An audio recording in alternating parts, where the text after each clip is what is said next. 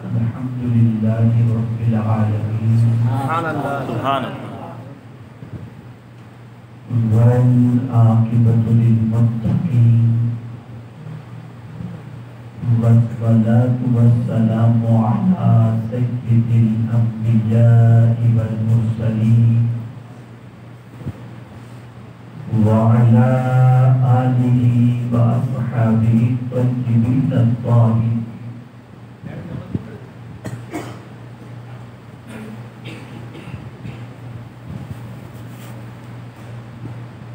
أما بعد فأعوذ بالله من الشيطان الرجيم.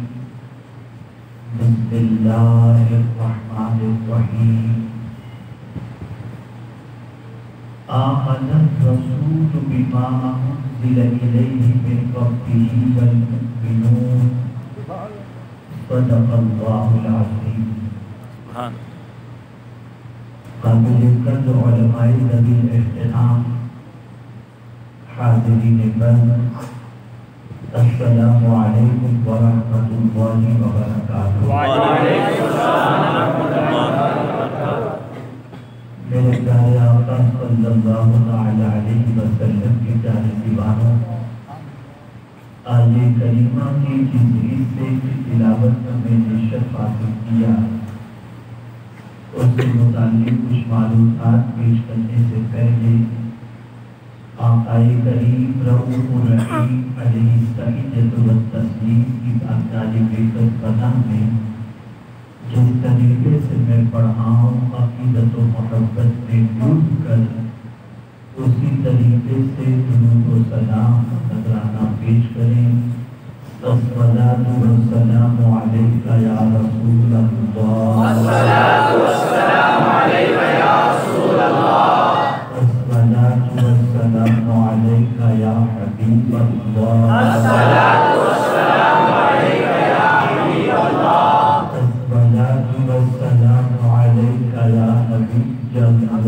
الصلاۃ والسلام علیک یا نبی اللہ. الصلاۃ والسلام علیک یا نور اللہ. الصلاۃ والسلام علیک یا نور اللہ. وعلى آلك وأصحابك يا حبيب الله. وعلى آلك وأصحابك يا حبيب الله. صلى الله تعالى عليه وسلم. صلی اللہ علیہ وسلم. وہ زمانے میں معزز سے مسلمان ہو کر وہ زمانے میں معزز سے مسلمان ہو کر آج ہم اخبار ہوئے تاریخ قرآن کر. میرے پیارے آقا صلی اللہ علیہ وسلم کے پیارے دیوانوں، بہت تفصیل خطاب کی آپ توقع بھی نہ رکھیں اور ساتھ ہی ساتھ گفتگو کی طرف آپ اپنی توجہ بھی رکھیں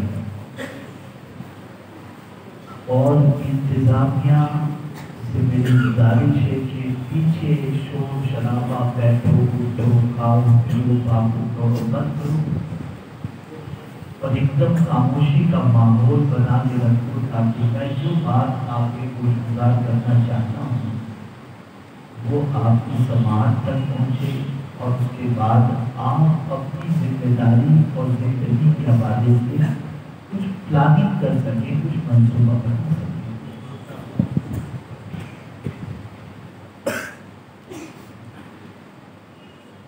سب سے پہلی بات قرآن سے متعلق آپ ذہن میں رکھیں. قرآن اللہ کی کتاب. جس طریقے سے زندگی اور موت اللہ کے قدرت ہے، جسے چاہتا ہے وہ پیدا کرتا ہے اور جب چاہتا ہے موت کی وادیوں سے گزار دیتا ہے. ہزار انسان جتن کر لے کہ میں نہ مروں، باڈی گارڈ کے درمیان بھی رہے، قلعے کے اندر بھی رہے اور اسی کے ساتھ ساتھ बुलेट प्रूफ जैकेट पहन करके भी रहेंगे तब भी वो मौत से बच नहीं। ये सब काफी है, जवाब दीजिए आप। कोई मौत से बचा सकता है? जिस तरीके से जिंदगी और मौत अल्लाह के दस्ते कुदरत के है, ऐसे ही कुरान की हिफाजत भी अल्लाह। कोई अपने एतबार से कोशिश करे, पिटीशन दाखिल करे, कि कुछ भी करे, कुरान जैसा है वैसा ही कयामत तक रहेगा। इसलिए कि उसकी हिफाजत का जिम्मा भी मेरे करीम ने दिया। एक चीज ज़हन के अंदर। दूसरी चीज कि कुरान व अल्लाह की किताब मानना ये ईमानियात है, ये आमाल में से नहीं है। आमन्तु बिल्लाहि व मलाइकतिही व कुतुबिही व रुसुलिही। अल्लाह अज़्ज़ व जल्ल की जितनी भी किताबें हैं उस पर ईमान लाना जरूरी है। जिस तरीके से अल्लाह को रब मानना जरूरी, ऐसे ही अल्लाह अज़्ज़ व जल्ल की जितनी किताबें हैं उन किताबों को अल्लाह की किताब मानना भी जरूरी। अगर कोई बंदा अल्लाह की किताबों में से किसी एक किताब का भी इनकार करे तो इस्लाम से खारिज है।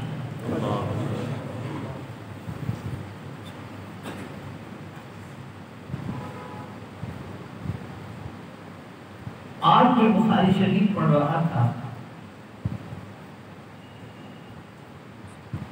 तो रब्बे कदीर जल्ल जलालुहु के प्यारे हबीब सल्लल्लाहु अलैहि वसल्लम का ये इरशाद नजरों से गुजरा कि कुल 104 सहीफे किताबें नाज़िल हुई।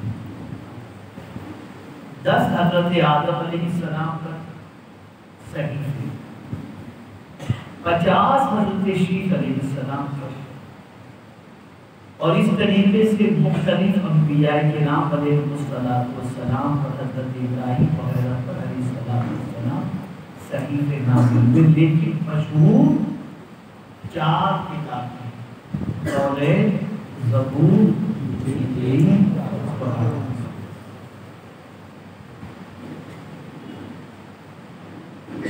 ज़बूर हज़रत दाऊद अलैहिस्सलाम पर, तौरात हज़रत मूसा अलैहिस्सलाम पर, इंजील हज़रत ईसा अलैहिस्सलाम पर, और कुरान मुक़द्दस मेरे आका सल्लल्लाहु अलैहि वसल्लम।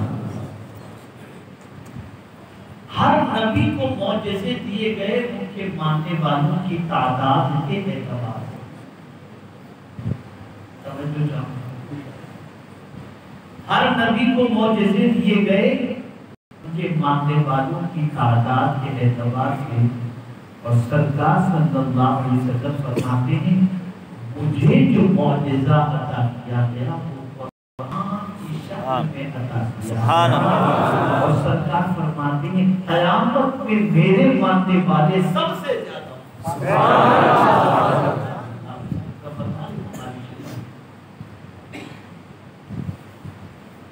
पता चला कुरान हुजूर सल्लल्लाहु अलैहि वसल्लम का मौजज़ा है। एटम बम बना लेना आसान है, स्पेस पर चला जाना आसान है, चांद की जमीन पर कदम रखना आसान है, रॉकेट बना लेना आसान है। लेकिन सारी दुनिया के साइंसदान मिल करके कुरान की एक आयत जैसी आयत बना नहीं सकते। ये कुरान का चैलेंज कल भी था, आज भी है और क़यामत। और फिर ये किताब कैसी है तो इसका स्टार्ट ही परवरदिगार ने इस तरीके से फरमाया, ज़ालिकल किताब ला रैब फीह। और इस किताब में कोई शक की गुंजाइश नहीं। अब किताब आई कहाँ से? मैं थोड़ा सा समझा तो ईमान लाए तो कुरान पर, लेकिन जाते कुछ भी नहीं हो कुरान के बारे। اور جاننا تو اپنی جگہ پر پڑھنا ہی نہیں جانتے تو باقی کیا جانیں گے اللہ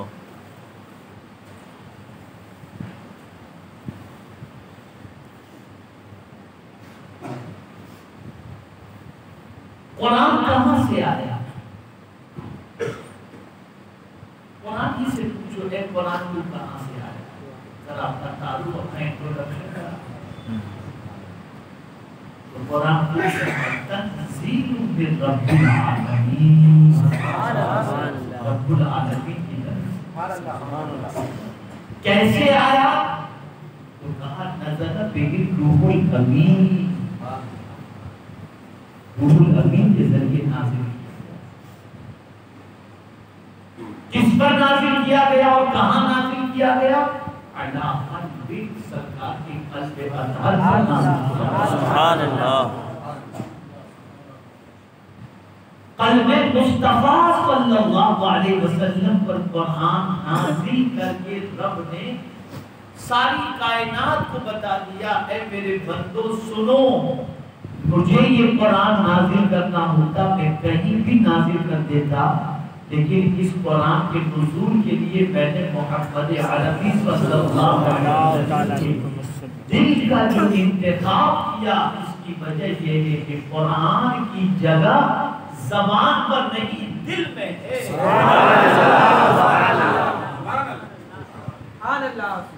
اس سے دل میں ہوتا۔ سبحان اللہ۔ یہ جو ہم خبریں پڑھ کے ڈر جاتے ہیں، وائرس کا سن کر گھبرا جاتے ہیں، لاک ڈاؤن کا سن کر گھبرا جاتے ہیں، کچھ اور نیوز میں دیکھ کر کے ڈر جاتے ہیں، وجہ یہ کہ ہمارے سینے میں قرآن ہے۔ اس لیے کہ جس کے سینے میں قرآن اتر جائے اور جو اپنے خالی سینے میں قرآن کو بٹھا دے اور پھر اس قرآن پر عمل بھی کرے، ایٹم بم کے سامنے بھی وہ ڈرتا نہیں، اس لیے کہ قرآن سب سے زیادہ طاقتور اللہ ہے۔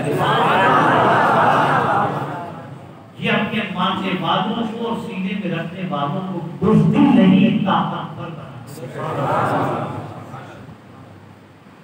جب تک یہ کتاب ہمارے قلب میں تھی، دنیا ہمارے پیروں میں تھی، اور جب سے یہ کتاب صرف زبان پر کے دل میں نہیں اتری، آج ہماری پوزیشن یہ ہے کہ دنیا کے قدموں میں ہم آ گئے۔ آپ جانتے ہیں اللہ نے قرآن کی حفاظت پر ذمہ کی، توریت بھی اللہ کی کتاب، زبور بھی اللہ کی کتاب، انجیل بھی اللہ کی کتاب، لیکن کسی کتاب کی حفاظت کا ذمہ اللہ نے نہیں لیا، قرآن کی حفاظت کا ذمہ لیا۔ وجہ کیا ہے؟ وجہ سب سے بڑی یہ ہے کہ آقا کریم صلی اللہ علیہ وسلم متفکر تھے، ٹینشن میں تھے، اسٹریس میں تھے، پریشان تھے، بے قرار تھے، آنسو بہہ رہے تھے۔ وجہ کیا تھی؟ ایک سوچ اس دماغ میں، جو سوچ حضور کو رلا دی، جو فکر حضور صلی اللہ علیہ وسلم کو رلا دی۔ وہ فکر کیا تھی؟ وہ فکر یہ تھی کہ زبور نازل ہوئی، حضرت داؤد کے زمانے میں بدل دی گئی، جب بعد میں اس کے اندر چینجز پیدا ہوئے۔ سلام تشریف لائے اور ایک آگے موسیٰ علیہ السلام کے زمانے میں توریت کو بدلنے کی کوشش کی گئی، موسیٰ علیہ السلام کا وصال ہوا، توریت کے اندر تحریف کر دی گئی، رد و بدل کر دیا گیا۔ حضرت عیسیٰ تشریف لائے، انجیل آ گئی۔ حضرت عیسیٰ کے زمانے میں انجیل بدلی گئی اور اس کے بعد بھی انجیل بدلنے کی کوششیں آج تک جاری ہیں، اور ان شکل میں آج کوئی انجیل آپ کو ملے گی۔ اب حضور صلی اللہ علیہ وسلم کو ٹینشن کیا تھا؟ ٹینشن یہ تھا موسیٰ علیہ السلام گئے تو عیسیٰ آنے والے تھے، اور عیسیٰ علیہ السلام کے بعد میں آیا، اب میرے بعد تو کوئی نبی آنا نہیں، اور جب میرے بعد کوئی نبی آنا نہیں تو کوئی اللہ کی کتاب بھی نہیں آئے گی۔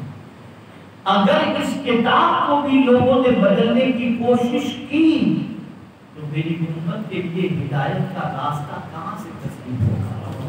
یہ ٹینشن کا حضور کو میرے شریف نے فرمایا محبوب غم نہ کرو، ہم اس کتاب کی حفاظت کریں۔ سبحان اللہ سبحان اللہ، کوئی بے شک ٹینشن نہیں ہوگا، ہم یہ کتاب کی حفاظت کا ذمہ لیتے ہیں۔ اب ہماری امت قیامت تک اس کتاب سے راستہ تلاش کرتی رہے گی اور محفوظ سبحان اللہ سبحان اللہ۔ اس کتاب کی حفاظت کا ذمہ اللہ نے۔ اب سمجھیں آپ، اس کو اللہ کی کتاب ماننا اور اس اعتبار سے ایمان لانا ہر مسلمان کے لیے ضروری ہے۔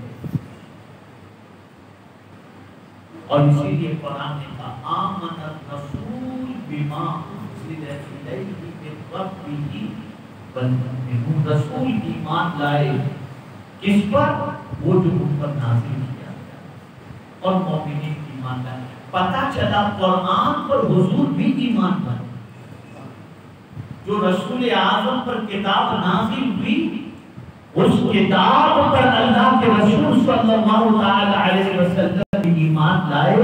تو اس کتاب کے حوالے سے یہ بات دل و دماغ کے اندر محفوظ کرنی ہے کہ اس کتاب کے بارے میں یہ عقیدہ رکھو، یہ اللہ کی کتاب ہے، نہ کل بدلی تھی نہ آج بدلی ہے نہ قیامت تک کچھ بے ہے۔ شک بے شک سبحان اللہ۔ اور صرف کتاب کے حوالے سے یہ نہ سمجھنا کہ کسی صورت پر ایمان، ایک ایک نقطے پر ایمان ہر بندہ مومن کے دل میں ہونا چاہیے کہ یہ جو نقطہ بھی قرآن مقدس کے اندر موجود ہے اس پر بھی میرا ایمان۔ اور ہماری پوزیشن تو یہ ہے کہ بسم اللہ الرحمن الرحیم کا ترجمہ نہیں جانتے، اللہ یہ تو ہمارا حال ہے۔ لیکن آپ کو شاید یہ معلوم نہ ہو کہ اس وقت یہودی یہ تحقیق کرنا ہے قرآن مقدس ہی سے متعلق نہیں، حروف تہجی سے متعلق۔ آپ سوچتے کہ حروف تہجی کیا چیز ہے؟ الفابیٹ کہتے ہیں نا، اے بی سی ڈی جیسے ہوتا ہے ایسے حروف تہجی علیف با تا یا وغیرہ۔ تو یہودی تحقیق کر رہا ہے کہ با کے نیچے نقطہ کیوں ہے اور ایک کیوں، تا کے اوپر دو نقطے کیوں، سا کے اوپر تین نقطے کیوں، جیم کے پیٹ میں نقطہ کیوں۔ یہ یہودی تحقیق کر رہا ہے، اس لیے کہ مولا علی کرم اللہ تعالی وجہہ کریم فرماتے ہیں کہ اگر با کے نقطے کی تفسیر میں بیان کروں تو 70 اونٹ کتابوں سے لگ تو دنیا جانتی ہے کہ اللہ نے نقطہ بھی جہاں رکھا ہے اس کے پیچھے بھی حکمت موجود ہے۔ بغیر کسی حکمت کے کوئی ایک نقطہ، دو نقطے، اوپر نقطے، پیٹ میں نقطے، یہ نقطے نہیں رکھے گئے، بلکہ ہر نقطے کے پیچھے حکمت پوشیدہ ہے۔ تو رسول بھی اس کتاب پر ایمان لائے اور مومنین بھی اس کتاب پر ایمان لائے۔ تو اس کتاب کے بارے میں پہلی سوچ یہ بنائیے کہ یہ اللہ کی کتاب ہے، ہزار کوئی کوشش کر لے اللہ نے حفاظت کا ذمہ لیا ہے، کوئی اس میں بدل نہیں۔ پہلی چیز یہ ہے۔ اب سیکنڈ اسٹیج اس کتاب کے بارے میں کیا ہے؟ اس کتاب کی تلاوت کرو، اور یہ نہیں کہ اس کتاب کی تلاوت کے حوالے سے صرف امت کو کہا گیا ہو یا جنرل بندوں سے کہا گیا، بلکہ اللہ نے اپنے محبوب صلی اللہ علیہ وسلم سے فرمایا اتلو ما اوحی الیک، میرے محبوب صلی اللہ علیہ وسلم جو آپ پر نازل ہوا اس کی تلاوت کرو، جو وحی کی گئی اس کی، میں نے جو وحی کی ہے اس کی تلاوت کرو۔ یعنی حضور صلی اللہ علیہ وسلم سے بھی قرآن شریف کی تلاوت کے بارے میں کہا جا رہا ہے۔ اور یاد رکھیں میرے پیارے آقا صلی اللہ علیہ وسلم کے پیارے دیوانوں، مومن جب قرآن کی تلاوت کرتا ہے تو اللہ عز و جل اس پر سکون نازل فرماتا ہے۔ پوچھا گیا رحمت عالم نور مجسم صلی اللہ علیہ وسلم سے، یا رسول اللہ صلی اللہ تعالی علیہ وسلم، طبیعت جب گھبرائے، بے چینی ہو، بے قراری ہو، ٹینشن ہو، اسٹریس ہو، تو سرکار کیا کریں؟ تو آقا کریم صلی اللہ علیہ وسلم فرماتے ہیں وضو کرو اور وضو کر کے مسجد میں چلے جاؤ، اور اگر درس قرآن کی محفل چل رہی ہو تو وہاں جا کر کے بیٹھ جاؤ۔ سبحان اللہ، سبحان اللہ۔ اور اگر مسجد میں درس قرآن کی محفل نہیں چل رہی تو فرمایا گیا مسجد جاؤ اور قرآن کھول کر کے مسجد میں اللہ کی کتاب کی تلاوت شروع کرو۔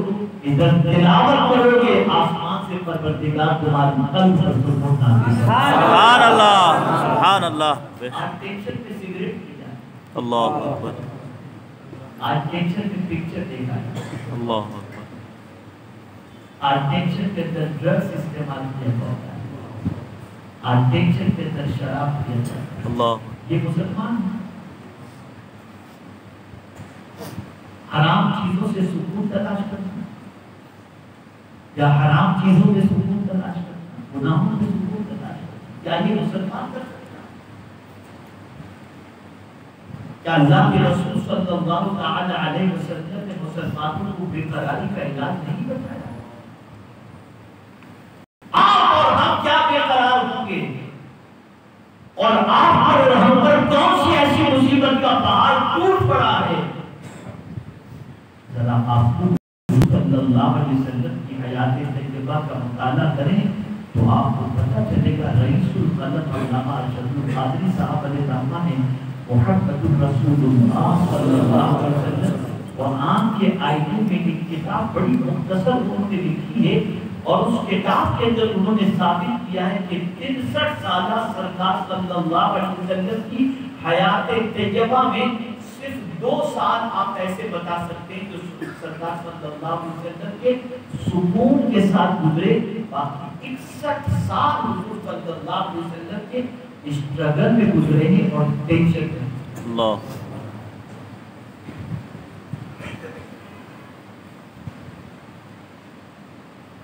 لیکن اس ٹینشن کا سولوشن کس سے حاصل کرتے ہیں؟ قرآن سے، اللہ کی کتاب سے حاصل کرتے۔ میرا چیلنج کیا ہے، جب کبھی آپ کی طبیعت گھبرانے لگے، بے قراری بڑھے، آپ کو اچھا نہ لگے، دل کبھی کبھی بیٹھنے لگتا ہے، کچھ خبریں پڑھیں، کچھ مت کرو، کوئی وٹامن کی ٹیبلٹ لینے کی ضرورت ہے، کوئی بادام پستے کھانے کی ضرورت ہے، اٹھیے، وضو کیجیے اور اللہ کی کتاب کو کھولیے اور پڑھنا شروع کر دیجیے۔ ادھر پڑھتے جاؤ گے آپ کو لگے گا کوئی پہاڑ آپ کے سینے کے اندر طاقت کی طرف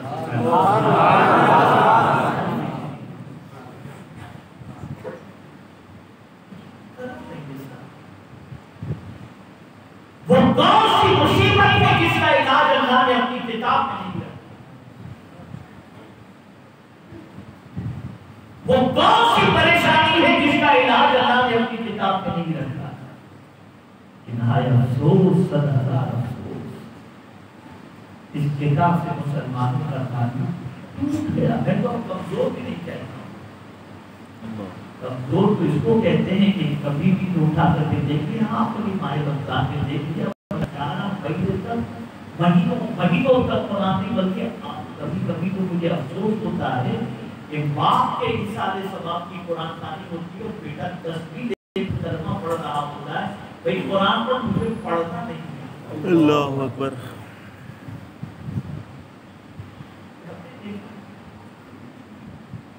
باپ نے ڈاکٹر بنایا، انجینئر بنایا، لائر بنایا، بلڈنگ بنا کے دیا، مکان بنا کے دیا، دکان بنا کے دیا، سب کچھ بنا کر کے دیا، لیکن باپ نے قرآن نہیں سکھایا تو بچہ قرآن پڑھنے کی طاقت نہیں رکھتا۔ اب وہ بچہ کیا کرتا ہے، کرے ماں پڑھتی سال ثواب کرے، وہ بھی صحیح نہیں پڑھ پاتا۔ میں تو نکاح پڑھاتا ہوں تو مجھے معلوم ہے کہ دولہا صحیح معنوں میں پہلا کلمہ پڑھنے اس میں بھی اعراب کی غلطیاں، اللہ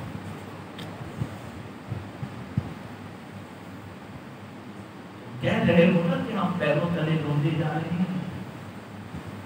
عزت دینے والی چیز کی جب نامزدگی کرو گے تو پیروں تلے نہیں روندے جاؤ گے تو کیا ہوگا؟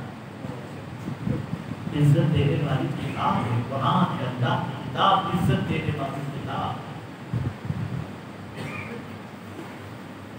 یہ کتاب عزت دینے کے لیے آئی، جیتے جی بھی عزت دیتی ہے، مرنے کے بعد بھی دیتی ہے، اور میدان محشر میں بھی یہ کتاب ہے. اسی لیے سرکار صلی اللہ علیہ وسلم جب قبر میں شہداء کو دفن کرتے تو پوچھتے اس میں کون حافظ قرآن تھے، اور جو حافظ قرآن ہوتے ان کو سرکار صلی اللہ علیہ وسلم پوچھا وہاں بتا کر اس کے سینے میں قرآن. میرے آقا صلی اللہ علیہ وسلم نے فرمایا وہ گھر قبرستان ہے، قبرستان جس گھر میں قرآن کی تلاوت نہیں ہوتی. قبرستان میں مردہ رہتا ہے، زندہ تھوڑی رہتے ہیں. آج ہمارے گھر قبرستان، ہمارے بچوں کو معلوم ہے کون سے نمبر پر کون سا سیریل آئے گا، اور پھر ہم اس کے لیے گیجٹ لا کر دے دیتے ہیں اور وہ آرام سے گیم دیکھتے ہوتے. ہمیں فکر ہی نہیں کہ ہمارے بچے نے آج قرآن پڑھا یا پڑھو. اور میں تو ایک مہم شروع کیا الحمدللہ، ایک مہم شروع کیا جو مہم میں نے 35 سال پہلے شروع کی تھی. آج پھر سے وہ مہم 35 سال پہلے جب میری عمر کوئی اتنی نہیں تھی، 18-20 سال 40 سال پہلے میں نے شروع کی تھی. 18-20 سال کی کمویش میری عمر نہیں. میں تلاش کرتا تھا معاشرے کے بوڑھوں جن کو قرآن پڑھنا ہے، پھر ان کو لے کر کے بیٹھتا تھا اور ان کو قرآن سکھاتا. اس لیے کہ میں جانتا ہوں کہ جس بوڑھے نے زندگی میں قرآن نہیں سیکھا وہ بڑھاپے میں یا تو تاش کے پتے کھیلے گا، یا گپ شپ کرے گا، یا ٹائم پاس کرے گا، یا بیڑی سگریٹ پھینکے گا، یا بیڑا غیبت کرے گا. اسے قرآن سکھا دو، ایسی لت لگ جائے گی قرآن کی کہ پھر اس کو قرآن پڑھنے بغیر بنا نہیں. تلاش کرو معاشرے میں ایسے ضعیفوں کو جو ریٹائرڈ بلاؤ قرآن سکھاؤ. یہ یاد ہے کہ میرے استاد گرامی کی اصرار پر میں ایک جگہ امامت کے لیے گیا. میں امامت نہیں کرتا تھا. ایک مسجد کا مسئلہ ایسا تھا کہ وہ لوگ کہتے تھے اگر یہ آئیں گے تو ہم یہ مسجد ان کے حوالے کر سکتے ہیں، باقی کسی کو نہیں. سنی دیوبندی کا جو مسئلہ تھا، جو ہمارے استاد گرامی نے فرمایا کہ آپ وہاں امامت کے لیے چلے جائیے. میں نے کہا اس کی امامت بہت ٹف ہے میرے لیے. کہا آپ چلے جائیے تو 4-6 مہینہ آپ ماحول بنا دیجیے پھر سیٹ کر لیں گے. میں چلا جیسے ہی ماہ رمضان شریف قریب آیا تو ایک خان صاحب تھے، اللہ ان کو غریب رحمت فرمایا، اپنی غریب خان صاحب.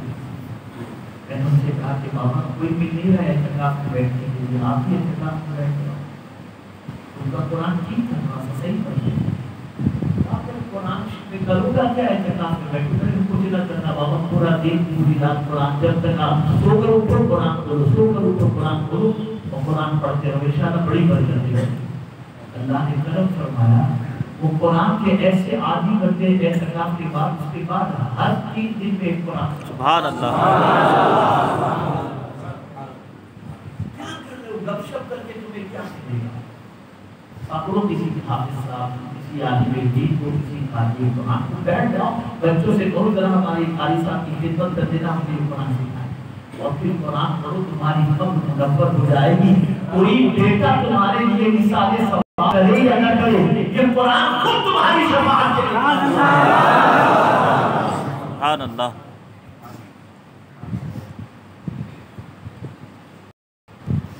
قرآن کی تلاوت بہت افضل بات ہے. جب اس کتاب پر ایمان لائے تو لانے کے ساتھ ہی سبوں کی ذمہ داری سن. کوئی دن تمہارا قرآن کی تلاوت کے بغیر نہیں گزرنا چاہیے. کوئی دن تمہارا قرآن کی تلاوت کے بغیر، یہ نہیں کہ منصورہ پڑھ لیا یہ 2-3 صورتیں، ایک سورہ واقعہ ہم نے پڑھ لی تو مالدار بن جائیں گے، کبھی فاقہ نہیں ہوگا، سورہ یاسین شریف پڑھ لی کے تو یہ فائدہ ہوگا۔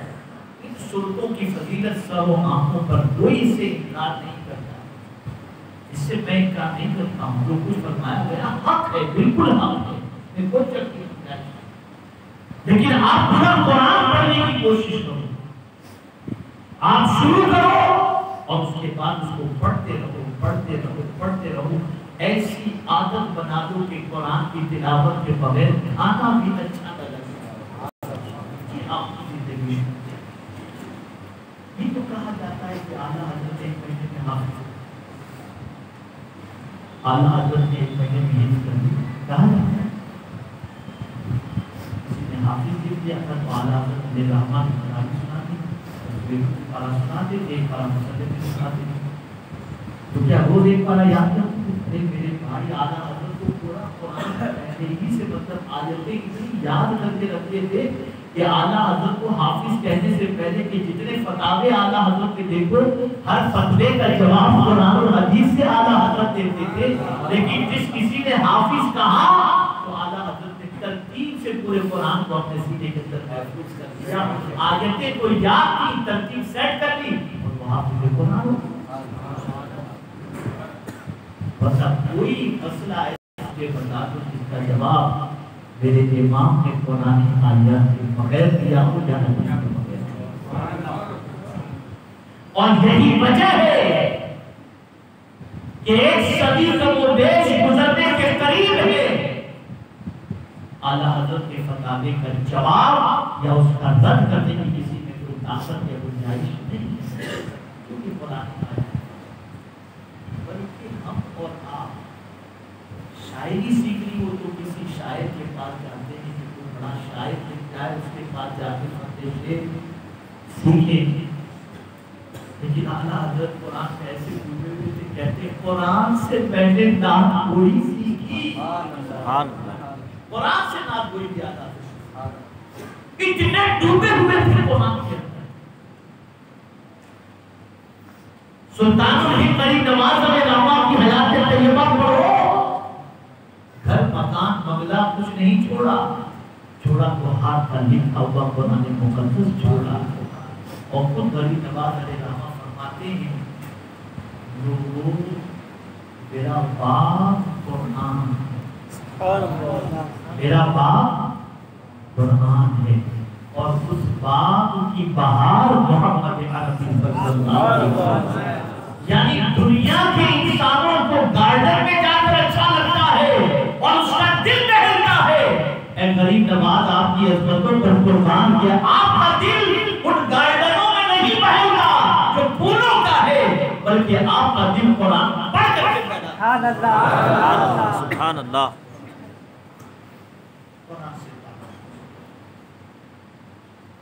علی قدم اللہ تعالی مجروح کریم فرماتے ہیں گھوڑے کی ایک زین پر ایک قدم اور دوسرے پر دوسرا قدم رکھتے تک پورا قرآن ختم کر دیں۔ سبحان ارے صحابہ کو نیند آتی تو قرآن پڑھتے کی نیند ہو جاتی، یہاں گاڑی چلانے والا نیند اڑانے کے لیے غزلیں لگا کے رکھتا ہے، گانے لگا کے رکھتا ہے کہ نیند نہ آئے۔ ایک جنگ کے موقع پر واپسی میں جب ایک جگہ پر پڑاؤ ڈالا گیا تو قافلے کی نگہبانی کے لیے آقا کریم صلی اللہ علیہ وسلم نے ذمہ سپرد فرمائی، جن کے ذمے میں شب بیداری کر کے قافلے کی نگہبانی کرنی تھی، انہوں نے دیکھا کہ سب سو رہے ہیں، دور تک کہیں کوئی خطرہ نظر نہیں آیا، اور پھر انہیں جھپکی سی آنے لگی، نیند سی محسوس ہونے لگی، تو پھر وہ اٹھ کے وضو کیے اور نماز پڑھنے شروع۔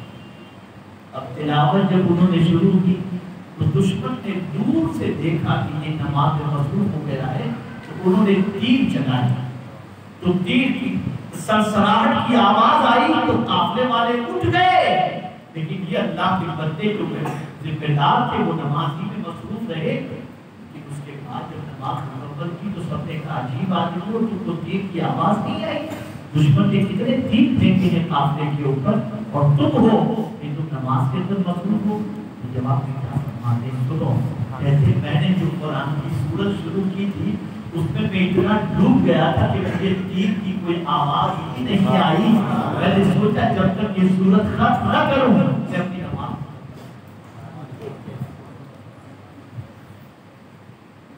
और आज मेरे उस्ताद बड़ी प्यारी बात, बड़ी प्यारी बात फरमाते हैं, सुबह उठ के सबसे पहले सच देखता हूं फिर झूठ देखता हूं। सबसे पहले सच देखता हूं और फिर झूठ देखता हूं। मैंने पूछा अगर सच और झूठ में समझ नहीं सका तो सबसे पहले उठ करके कुरान देखता हूं, इसलिए कि इससे ज्यादा सच्ची किताब कोई दूसरी नहीं। और मैंने कहा झूठ तो बोले अखबार देख लेता हूं।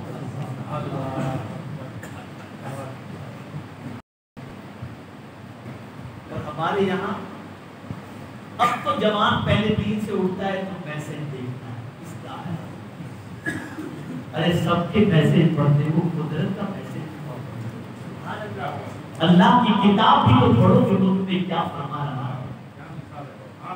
अगर तुम चाहते हो कि जमाना तुम्हारे पैरों तले रोता जाए और अल्लाह इज्जत को सरबुलंदी अता करे तो याद रखना तुम्हें सारी सरबुलंदी अल्लाह की किताब से अपने ताल्लुक को मजबूत करने और अल्लाह के रसूल सल्लल्लाहु अलैहि वसल्लम से अपने ताल्लुक को मजबूत करने की बुनियाद पर ये किताब रोती है, अल्लाह की किताब रोती है। क्या कहती है?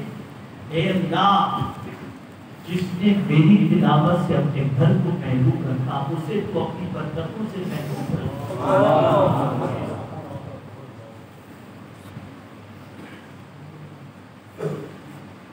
एक जमाना था कि मुसलमानों के घरों की पहचान ये थी कि रात को मुसलमानों के घरों से कुरान की तिलावत की आवाज आती, और आज जिस घर से रात को 3 बजे वीडियो की आवाज आए, गाने की, टीवी की, समझ लेना ये मुसलमान।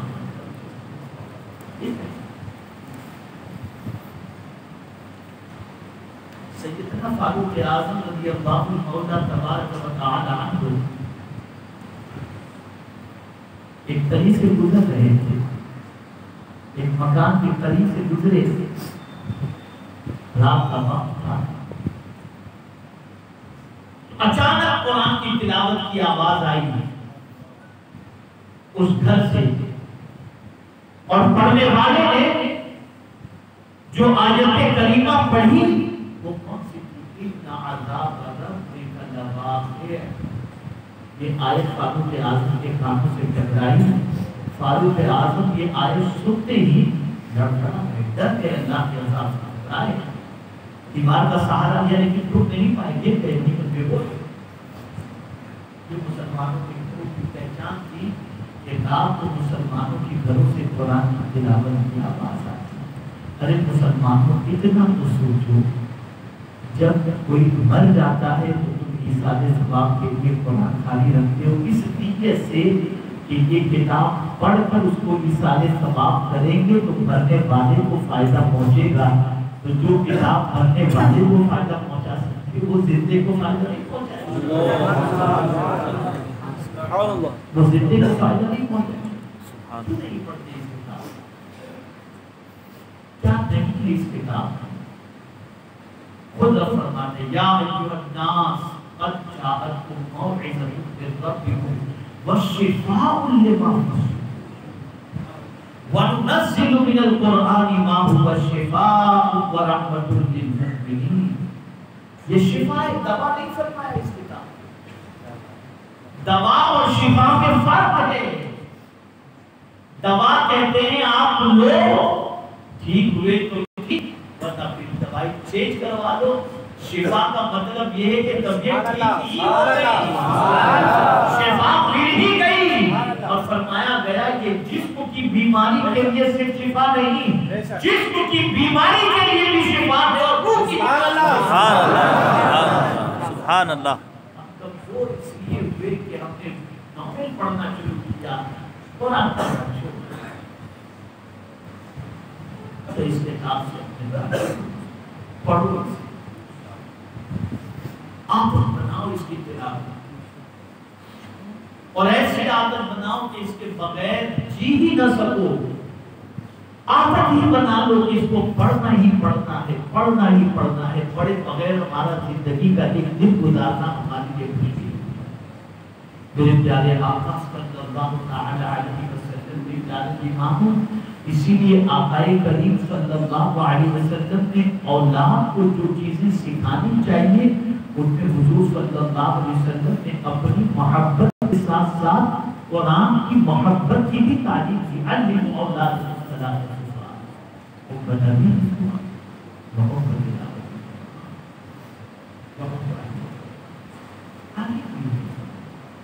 لیکن ہمیں تو خوشی کب ہوتی ہے جب ہمارا بچہ بالکل فلوئنٹلی انگلش کے اندر باتیں کرتا ہے تو طبیعت کب خوش ہو جاتی ہے، میرا بچہ کتنا پڑھا لکھا ہے۔ لیکن یاد رکھو جب بچہ قرآن پڑھتا ہے تو تم خوش ہو یا نہ ہو، مصطفیٰ خوش ہو جاتا ہے، اللہ خوش ہو جاتا ہے۔ بسم اللہ شریف کے عوض کے اندر کہ بچہ پڑھ رہا ہے بسم اللہ شریف اور باپ فاسق فاجر و گنہگار ہونے کی وجہ سے قبر میں عذاب میں گرفتار ہے، زمین کے اوپر بیٹے نے صرف پڑھا بسم اللہ الرحمن الرحیم، اللہ نے اس کے باپ سے قبر پر سے عذاب اٹھا دیا۔ اس کا بیٹا زمین پر مجھے رحمان الرحیم کہہ کر پکارتا ہو، اس کے بیٹے کو پھر قبر میں عذاب کیسے؟ ذرا سوچو، اندازہ لگاؤ۔ اور ایک صحابی کا گھر مدینہ شریف میں کافی کنارے پر تھا، کافی کنارے پر آتے تھے حضور صلی اللہ علیہ وسلم کی بارگاہ میں نماز پڑھنے کے لیے۔ عشاء کی نماز پڑھ کر کے سرکار صلی اللہ علیہ وسلم نے کوئی آیت نازل ہوئی تھی، اس آیت کے حوالے سے سب کو نوٹ کروایا، یاد کروایا۔ وہ صحابی بھی وہ آیت یاد کر کے روانہ ہو گئے گھر پر۔ گھر پہنچے، کنارے پر گھر تھا، بالکل مدینہ شریف گھر پہنچے تو تالاب میں آ کر کے وہ آیت جو حضور صلی اللہ علیہ وسلم سے یاد کر کے آئے تھے اسے پڑھتے ہیں۔ تالاب کے اندر گھوڑے بندھے ہوئے تھے، گھوڑوں نے تلاوت کی آواز سن کر ہنہنانا شروع کیا۔ گھوڑے کیوں ہنہنا رہے ہیں؟ کچھ دیر تو ایک چھوٹا سا بچہ جو ہے وہ تالاب کی طرف آیا تو وہ ڈر گئے کہیں گھوڑا ان کو تکلیف نہ پہنچائے، لیکن وہ بچے کو لے کر انہوں نے تلاوت کو روک کر جب گھر کے اندر جانے لگے تو آسمان کی طرف انہوں نے دیکھا ایک نور کا تخت ان کو نظر آیا۔ بخاری شریف میں نور کا تخت نظر آیا اور اوپر کی طرف جاتا ہوا دکھائی دیا۔ تشویش یہ کیا چیز ہوگی؟ صبح ہوئی تو حضور صلی اللہ علیہ وسلم کی بارگاہ میں حاضر آئے، عرض کرتے ہیں یا رسول اللہ صلی اللہ علیہ وسلم کل یہ معاملہ میرے ساتھ ہوا، تلاوت کر رہا تھا، گھوڑے نے ہنہنانا شروع کیا، بچہ آیا اور اس کو لے کر کمرے میں گیا، پھر میں نے دیکھا کہ کوئی نور کا تخت تھا جو آسمان کی طرف جا رہا تھا، ان کی کیا تھا؟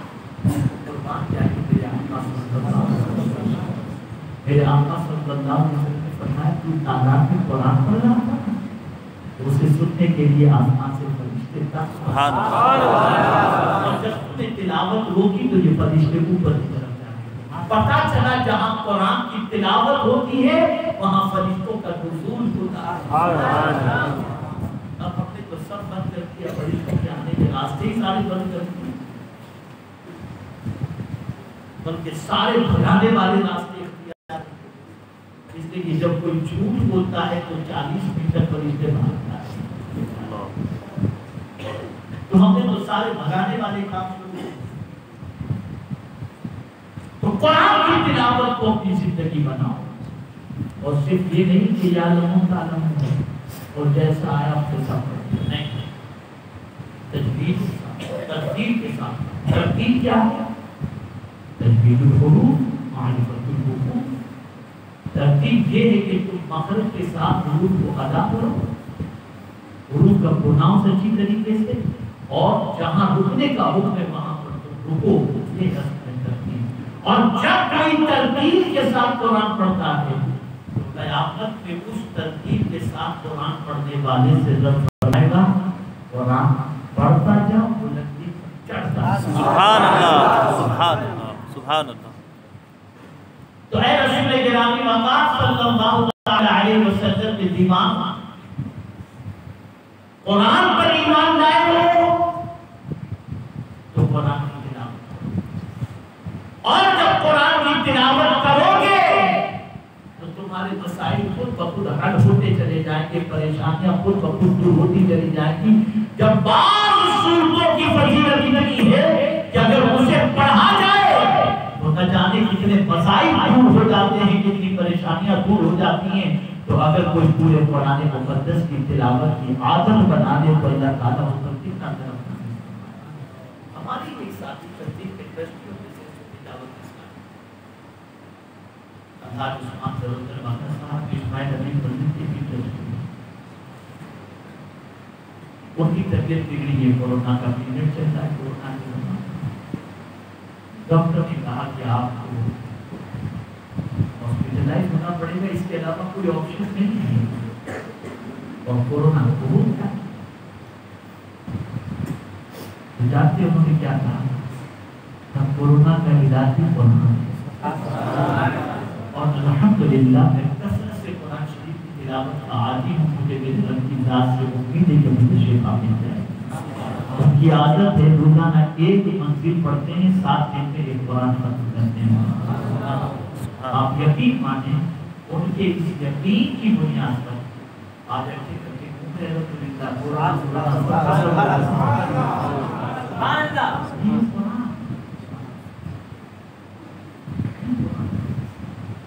क्या समझाए अपने इस किताब से इतनी ताकत वाली किताब है कि मौला ऊपर फरमाता है लौ अंज़लना हाज़ल कुरान अला जबल लरअयतहु खाशिअन मुतसद्दिअन। अगर हम इस किताब को पहाड़ पर नाज़िल करते तो तुम देखते उसको पहाड़ खुशी रब्बानी की वजह से रेजा रेजा। ये किताब की ताकत है। अब आप सोचते हैं यार किताब की ताकत मौलाना लोग क्या बात करते हैं, ये क्या किताब की ताकत इतनी है? मैं आपको समझा दूं, बस ये मेरी आखिरी बात और इसी पर मैं यकीनन किताब की ताकत। अगर कोई बड़ा मिनिस्टर, किताब क्या है? अल्लाह का कलाम। किताब क्या है? अल्लाह का कलाम। ठीक है, ये अल्लाह का कलाम। आप परेशानी में हैं और chief minister, prime minister, president या पुलिस कमिश्नर आपसे कहे या आपको टेंशन मत लो, मैं बैठा हूँ, मैं सब हल कर दूंगा, बताइए आपको राहत होगी नहीं होगी? सारी के साथ समझने समझाने के लिए अल्लाह सारी तफसील से पाक है, उसके लिए कोई तफसील नहीं। एक बड़े के जुमले में इतनी ताकत है, तो जो सबसे बड़ा है उसका कलाम की ताकत है, जो सबसे बड़ा है उसके कलाम की ताकत क्या है? तो कुरान क्या है? अल्लाह का कलाम, अल्लाह का कुरान। अब चूंकि सहाबा के हवाले से भी कुछ कहना है, थोड़ा सा उसकी शान कुरान की रोशनी में बता दें। तो कुरान के बारे में कहते हैं वकुल्लम वअदल्लाहुल हुस्ना, और सहाबा के बारे में रब ने फरमाया रज़ियल्लाहु अन्हुम व रज़ू अन्हु, अल्लाह उनसे राज़ी और वो अल्लाह से राज़ी। हर सहाबी का एहतराम, हर सहाबी के बारे में ये अकीदा रखना कि वो जन्नती है, ये हमारे ईमान का तकाज़ा है। और मेरे प्यारे आका सल्लल्लाहु तआला अलैहि वसल्लम के प्यारे ईमान को अल्लाह ने सबके साथ भलाई का वादा फरमाया है, इसलिए अल्लाह के रसूल सल्लल्लाहु अलैहि वसल्लम के सहाबा के साथ मेरे करीम की तरफ से भलाई भलाई और आपकी भी तालीम हासिल करें और आपकी अज़मत को अपने दिल में जगह दें और सहाबाए किराम रज़ियल्लाहु अन्हुम की अज़मतों को भी अपने दिल में बिठाएं और मेरे आका सल्लल्लाहु तआला अलैहि वसल्लम के करम पर एहसान पर कुर्बान जाएं कि उनके सदक़े में अल्लाह ने इस किताब की हिफाजत ذمہ لے لیا اور آج ہمارے ہر پرابلم کا سولوشن ہمیں چاہیے تو اللہ اپنے کتاب کے ذریعے ہمیں عطا فرماتا ہے۔ یہ تفصیلی موضوع ہے لیکن چونکہ مجھے نکلنا بھی ہے اور میں سمجھتا ہوں اتنی گفتگو اگر آپ نے ڈائجسٹ کر دی تو میں سمجھتا ہوں بہت ہو جائے گا اور بہت تفصیلی گفتگو اور یاد کچھ بھی نہ رہے، اس سے بہتر ہے مختصر گفتگو ہو لیکن کچھ سمجھ میں بات آتا ہے۔ تو پہلی چیز، کوئی بھی اللہ کی کتاب میں رد و بدل نہیں کر سکتا۔ اللہ عز و جل نے جیسی کتاب نازل فرمائی اسی طریقے سے یہ کتاب آج بھی موجود ہے اور اس کی حفاظت کا ذمہ اللہ نے لیا ہے۔ اور دوسری چیز، اس کتاب کو پڑھو، اس پر عمل کرو، اسے سمجھو اور اسے دوسروں تک پہنچاؤ، یہ سب سے اہم کام ہے۔ اور آج جو میں آپ کو ٹاسک دے رہا ہوں، جو ذمہ داری دے رہا ہوں، بچوں کے لیے تو آپ نے قرآن سکھانے کا انتظام کیا، بوڑھوں کے لیے انتظام کرو۔ وہ بیچارے یوں اپنا ٹائم پاس کرتے ہیں، کبھی بچہ کھانستے دیکھتے ہیں، آپ کیا بار بار کھانستے رہتے ہو، کبھی کون کیا کہتا ہے، کبھی کون کیا کہتا ہے۔ ایک گھر والے بوڑھے کو ڈیڈ اسٹاک سمجھتے ہیں اور جھڑکتے ہیں، انہیں قرآن سے قریب کر دو، انشاءاللہ توانائی بھی نصیب ہوگی اور سکون بھی نصیب ہو جائے گا۔